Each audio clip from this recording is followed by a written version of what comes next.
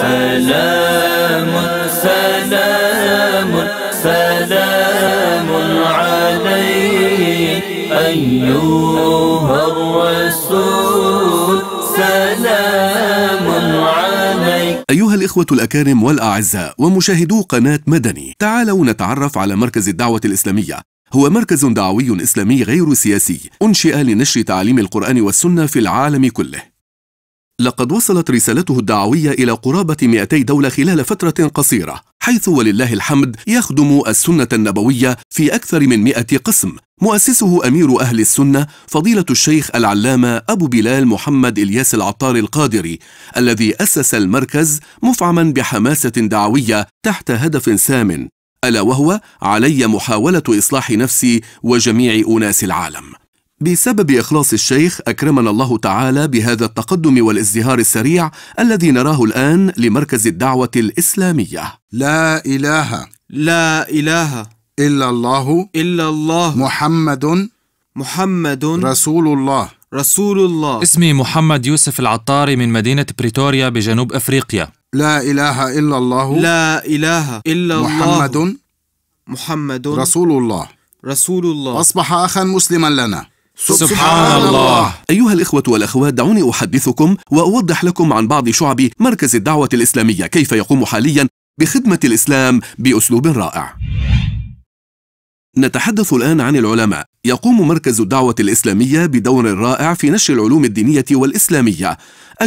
قام المركز ببناء مجلس اسمه جامعة المدينة لإعداد علماء الشريعة في باكستان وخارجها من الدول الإسلامية وغيرها، وإلى الآن قد بلغ عدد فروعها حوالي 500 جامعة و32 ألف طالب وطالبة يدرسون فيها العلوم الشرعية. ولم يؤسس المركز هذه الجامعات في باكستان فقط، بل في مدينة برادفورد برمنغهام ببريطانيا. كذلك أسست جامعات كثيرة في بنغلاديش والهند، إضافة إلى ذلك في مدينة جوهانسبرغ بجنوب أفريقيا، وفي مدينة بومباسا بكينيا، وفي مدينة مابوتو بموزمبيق، وفي مدينة موريشيوس أيضا. وما زال بناء المزيد من الجامعات مستمرا. نشر القرآن الكريم وتعميمه بين الناس جميعا أحد المقاصد الأساسية لمركز الدعوة الإسلامية، وبحمد الله تعالى لقد قام المركز بتخطيط لإيصال القرآن الكريم إلى كل بيت. وأنتم ستستغربون أيضا حينما تعرفون أن عدد فروع مدرسة المدينة قد بلغ حوالي 2600 مدرسة يتعلم فيها الأولاد والبنات القرآن الكريم مجانا في داخل باكستان وخارجها.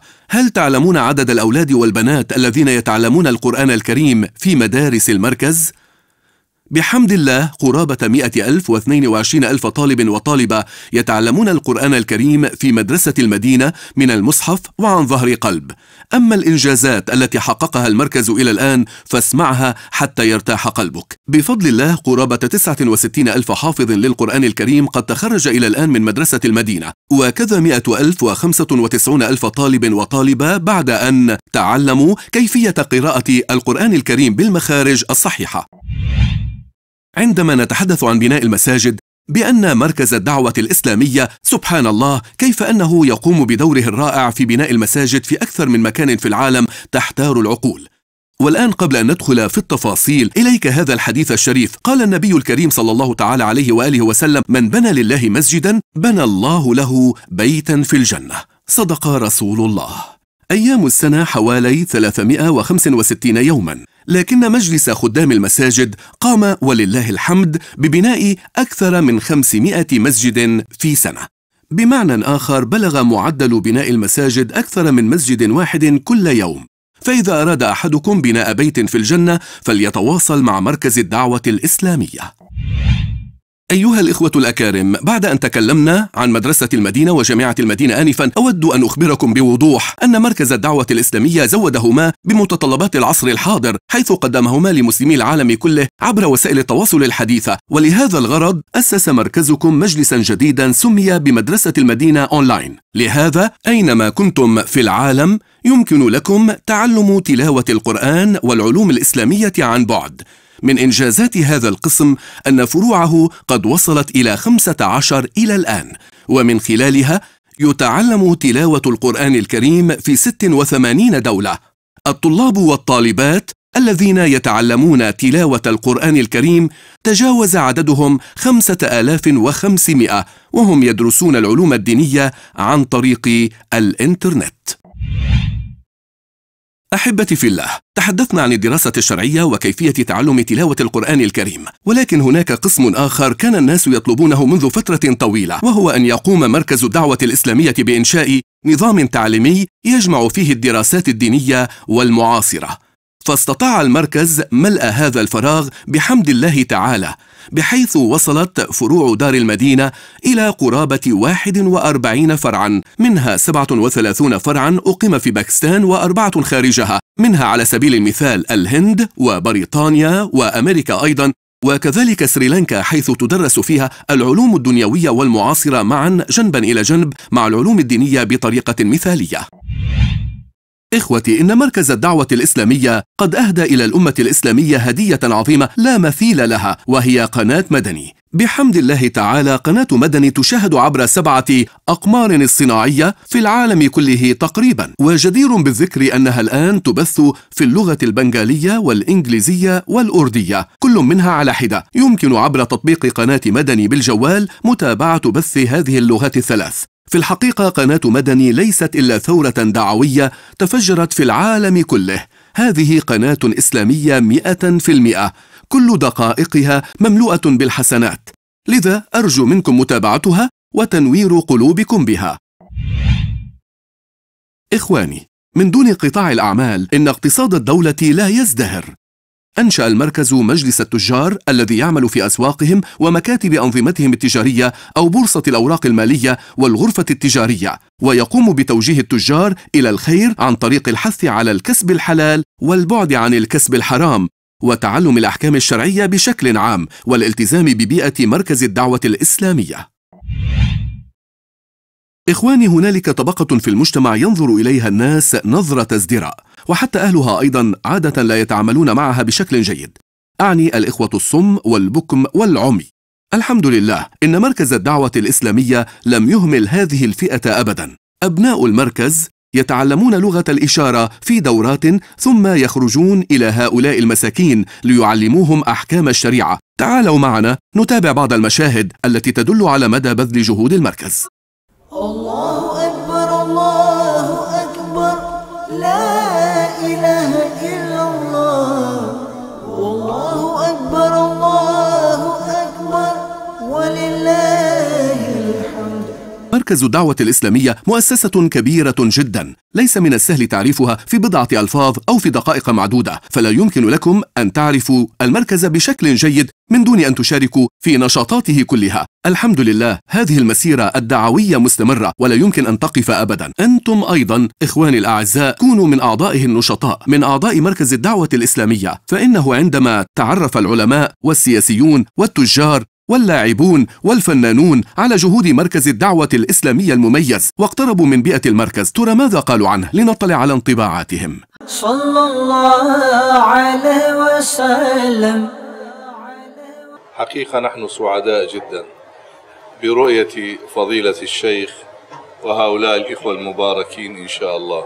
نسأل الله تعالى أن يمد في عمر شيخنا وأن ينفعنا وإياكم به. الحقيقة كان لقاء مباركا مع فضيلة الشيخ، ولعل هذا يعطينا راحة وأملا كبيرا.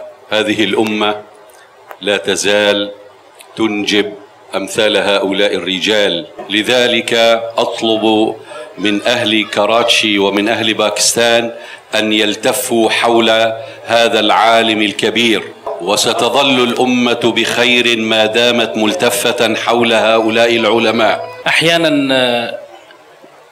الألسن تتكلم، وأحيانا العيون تتكلم، وهنا أرى القلوب والأرواح تتكلم.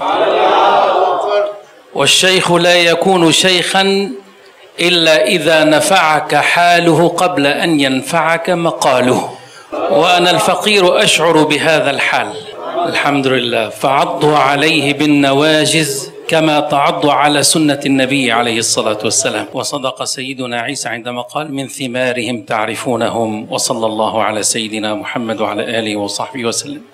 حقيقة نحن عرفنا الشيخ عن طريق قناة المدني، وأحببناه وتأثرنا به كثيرا، مع أننا لم نكن نعرف لغته. نسأل الله تعالى الأدب معهم وينفعنا بهم إن شاء الله تعالى.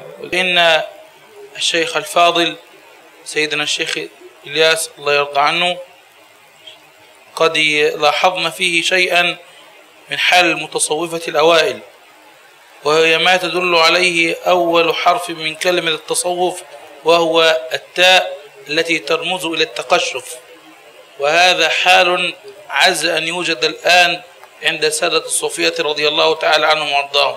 فإن الأمة أحرى أن يكون فيها أناس كثيرون مثل الشيخ إلياس الله يرضى عنه. وطالما تابعنا سيد الشيخ إلياس القادري، وهو الحنفي المذهب، القادري المشرب، الماتريدي المعتقد، طالما تابعناه وهو يبدأ خطاباته بكلمته صلوا على رسول الله، فهذه المحبة لرسول الله صلى الله عليه وسلم لا يأتي منها إلا كل خير. فأسأل الله عز وجل أن يحشرنا يوم القيامة مع سيدنا محمد، فإنه يحشر المرء مع من أحب، والحمد لله رب العالمين. سيدي الشيخ إلياس، إن الله يسأل يوم القيامة عن صحبة ساعة، ونحن قد جلسنا معك ساعة، فلا تنسنا يوم القيامة.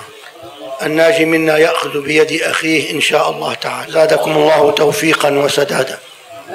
أتلذذ عندما أكرر اسم شيخنا، أتلذذ أطيب ما أتلذذ بطعام الحلو. صلى الله على محمد صلى الله عليه وسلم.